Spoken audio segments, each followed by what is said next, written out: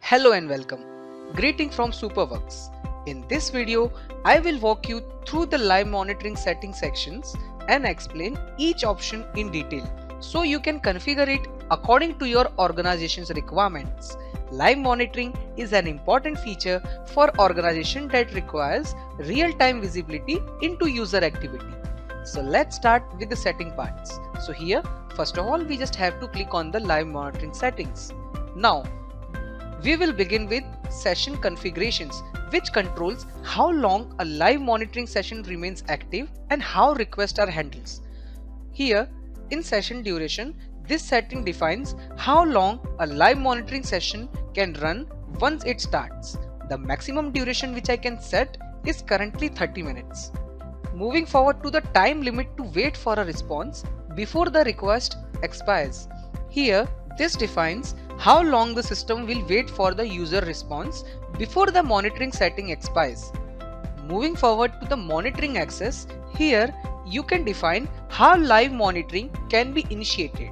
Now, in a what action required to view live monitoring, currently we are having three options. First is request based, second is without request, and the third one is both. So let's talk about what is request based.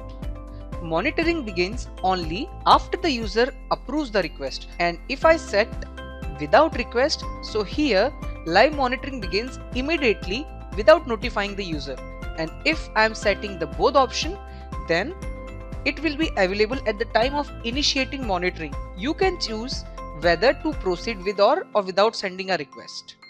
Moving forward to this option, which is do you want to ask a reason while viewing the live monitoring option. So if I enable this, the manager or admin must enter a reason before starting the live monitoring.